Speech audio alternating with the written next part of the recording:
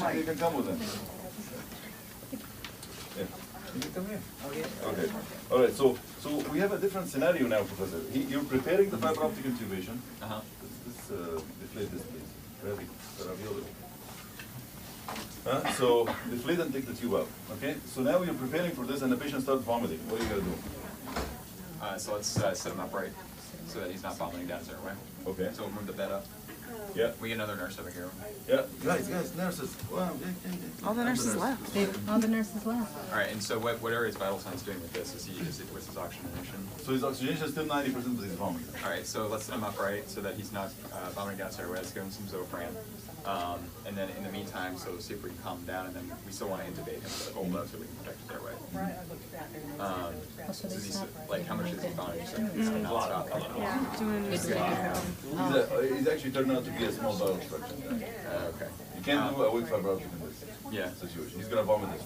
Okay. Even if he stops vomiting now, when you put the tube, the scope inside, he's gonna vomit because he's gonna feel it, right? He's gonna, when you do the scope, they feel it somehow. Like even if you numbed it 100%, he's still gonna feel it. So he's gonna vomit. So you're inviting vomit. You can't do that. Okay. If you're lucky enough that the saturation is still 90% and he's vomiting, use it. So throw this away. All right. And we're gonna do what? And he's still the same guy, like difficult airway. Yeah. Difficult airway, up and well. I mean, do we then proceed with the cricotherapy? Yes, cricotherapy. So give me the needle cric, please. I lost the nurse. No, the needle cric is the lowest part. And in the meantime, we'll be prepping the. Is it still prep from the? Yeah, it's still prep. Even if it's not prep, what are you gonna do? Okay. So we're gonna show the needle cric. This kit I needed because we need to open it anyway because we need it for education. So. Yes, we do. Right. So we need 10 cc's of lidocaine. This guy is awake. He's partially awake. So yes, you have. So we're getting 10 cc's of lidocaine. All right. So he's gonna give some lidocaine. Where? Show me what you're gonna do. So the prominence is right there. So just below it. Right? So you're gonna put your 2 fingers here, and then you're gonna go down until you feel a depression. Yeah. But meet the 2 fingers first. Right? Go down until you feel a depression, and then you can. Right there. Yeah. So now we're gonna give you a small needle for the lidocaine, and you just numb it here. Assure the patient he's doing fine. Give him the ketamine. He's half asleep, but he's saturating okay. Then you do what? Like a line here, A wheel right. blanching wheel with podorange in it, right? And then what? So then we're gonna use the needle after that. So there's a mistake here. Anybody wants to tell him? He's doing something wrong now. You can never do this from above. You have to do it from the other side. Okay. Actually, sorry. I'm mistaken. No, you can do it from above. You can't do it from the other side. It's the opposite. All right. So you're doing it. Okay. So what you're gonna do? You're gonna hold it here, and you're gonna stretch it. Okay. You know how I'm stretching? See the dimple, everybody? See the dimple here? You don't have that dimple, it's a problem, Because I'm stretching it in a way, when you do this thing, you're serving 3 purposes. Number 1, you're making the skin very, very close to the membrane. If you want to switch your hand just so you can see the dimple, even though it's the wrong technique. The dimple in the skin. Over that membrane. So it makes the skin very close to the membrane. It's not like away from each other. Because the worst part that you can do is that you can go in between them. Make a false passage, right? So number 1 is stretching it, making it easy for yourself. Number 2, you're holding the larynx so it doesn't move away from you. Number 3, if you're gonna make a cut, which we're gonna talk about in a second, in an open cry, you are limiting yourself to from here to here. Because if you go overzealous and go here and here, you can cut the venous plexuses and cause a lot of bleed, right? So here it is. I'm not gonna puncture the mannequin because we don't have mannequins in this hospital that can be done a cric, right? So we're gonna do a 60 degrees angle like this. Mistake. There's a mistake. What did you do? So holding it on the prominence, and then so 60 degrees. So what's the mistake? The It mistake needs to be filled with you have to fluid. fill with fluid. Oh, okay. So you put 2 cc's of water here or fluid. So as you're going in, when you meet the trachea, you see bubbles coming in, so you know where you are, right? Gotcha. So we filled it with fluid. we went in, we got the bubbles. What's the next step?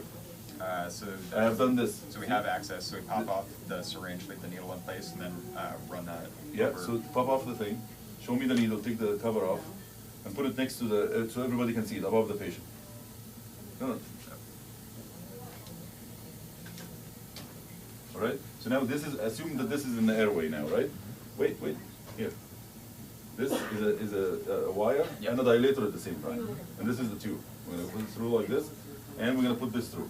So I'll hold the needle, you put this through. Oh, now what? Those things break from the side. Yeah, so break the needle. So pull the needle from both sides. This and this. Leave this, I'll hold the tube. So Break it. Yeah. Pull, no, pull. Break it completely. Yeah, Okay. That's it. So that'll be like this. The skin will be here like this. And this then is advance here. it. And then you have a scalpel here. You cut and Advance. Right? So that's easy, that's your, let's get this out of here before somebody punctures themselves. Okay, so that's that. We did a open crack. Let's say, and it happened to me before. I tried to do open crack and it's like, I don't know. Everybody got confused. I got confused, and it's like, what are we doing? And I did it from this side actually, which was wrong. This is like the retrograde. But anyway, so then give me the open crack. So where is the open crack? Nobody knows. Your fingers at that night. Nobody knows where the open crack is. Does anybody know where the open crack in this ICU? It's right here. This one? Oh, This in one. plain sight. Actually, that's not the open crack, actually. Oh, God. Yeah, but anyway, that's not the open crack that we arranged for. But anyway, this is the open crack, right? All right, so let me show you what's inside here. Because nobody opened these kits ever, so that's our only chance to open those. Because God forbid we open them and need to be cleaned again or something. Right? So here, let me show you. Do you know the New England Journal of Medicine? You know the video that they do about the crack? I didn't watch that one. Yeah, don't do it. It's wrong. It's actually wrong. So basically, what they do is that this. Let me just say what they say in the video. So what they say in the video is this: determine this cricothyroid membrane, right? Yeah. And then cut like this. Okay. Why cut like this? So that you don't hit the nerve and the break or the venous plexus. No, I mean you can cut it small, but the reason they say to cut it is because you can see the cricothyroid membrane. Like like if you don't know exactly what it is, you cut like this and you just like feel with your hand or look with your eyes and see where the cricothyroid membrane. That's on cadavers. In real life, you cut like this, people bleed like crazy, and you'll be scared, right? You're not a surgeon, right? So you're not gonna. We need people who are not surgeons to be able to do this, right? So if you cut like this and the patient just a fountain of blood come out, what are you gonna do? You're gonna be scared, and you're gonna run away. Yeah. Not only that, is that after you do that, they say, after you cut like this, then you cut horizontally. And after you cut horizontally, then you do something like this. You put this thing, it's called a tracheal ring crusher. It's actually like a medieval instrument. You put it like this inside the wound and do like this. So it breaks up, down, and that's what they say cracks always destroy the voice. Because that's how we do the crack. We put it like this, breaks the vocal cord, breaks everything, just that makes an explosion, basically. I think there's an explosion here. And then they're so scared about what? About the difference between the skin and the crack, right? So you can put the tube in between and cause mediastinal emphysema. So they put this something here, it's called the fish hook. Put the fish hook inside the wound and try to fish for something. Let's fish for something. And whatever something, hangs on, you just pull it as hard as you can, as if you're trying to get the mucosa of the larynx close to the skin. Very medieval. I don't know what anybody would do this. Very simple, like we talked about before. You hold it like this. You hold it like this. You stretch it as much as you can, and the patient now, numb or unconscious, and between your fingers only just do half of the blade basically, and just go between your fingers like this. And by doing that, if you're stretching this like this, if you do half the blade, you will be already cutting the cricothyroid membrane. And the next step, without letting go of this, if you let go of problem, The next step is to put the crike right away. Okay. And if you're stretching like this, the skin and the larynx is so close to each other, it's impossible to fit a whole crike in between.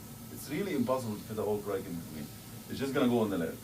If you let go and this space open up, then you may be able to. Some people like to put a bougie in this step. I don't like that, because putting the bougie, what's gonna happen is the bougie can actually small. It can make into the false passage. But the tube is big. It's not gonna make it into a false passage, okay? All right, so we're done with that step. Crike and all that, okay. So there's another scenario now. Let's put this, Ravi, put it on the patient. All right, so we have another scenario, last scenario. So now the patient is, not only that he's a difficult in ventilation, he cannot be ventilated. His saturation now is 75%.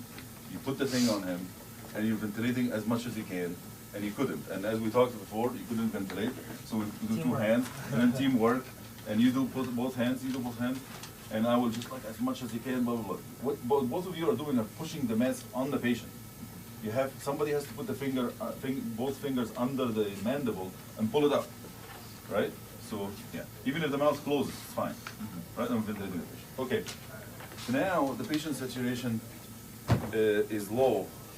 By the way, Virginia, if you want to go, feel free. Okay. Yeah. Now the patient saturation is low. We can't ventilate the patient, right? So we did all of this, 8 people holding the mask and everything, and we kind of got 2 breaths inside the patient, right? And the saturation now is coming up to like 88 or something like this. What are you gonna do? So he still needs to be intubated. Yeah. It's difficult intubation. Yep. But this is a wholly new scenario. That's a whole totally new scenario. Yeah. We didn't do any of the previous stuff. So it's more emergent. So this let me time, review right? with We you. barely got up to Patient- 88%, so we just need to go ahead and try the intubation. We can. Yeah, the whole with what? Calculations. Let's use the glide scope. The glide scope. Because now we proved that all of us together, if we hold that mask, we can get 2 breaths inside of him. 2 breaths of 100% oxygen filling up the lung is enough to play for 5 minutes. But just get the 2 breaths in. That's very important. I missed that step all the time when I was young. So now I learned my lesson, right? You have to hold it nicely, get some breaths in, and then give him time to play. All right, so get the glide scope. Right? So we got the glide scope, and we already did that step, so we're not going to repeat it again. Okay. So the patient is now better, so we're going to do a glidoscope. Now, let's say it's not better. Or you want to just do it quickly, just to get the view, that's fine. But quickly.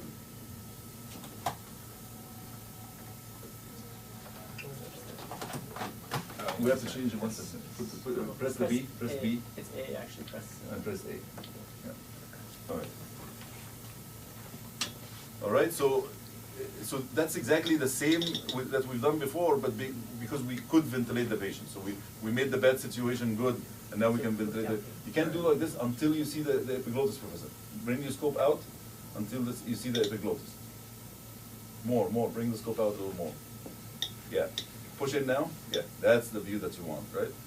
And then next to it, you put the tube, and as soon as he goes through that larynx, somebody needs to like pull the stylet and push. Okay, good. All right, So we're done with inflate that. it? This scenario is done. Okay. Take this. Spongy, let's come back. All right. So then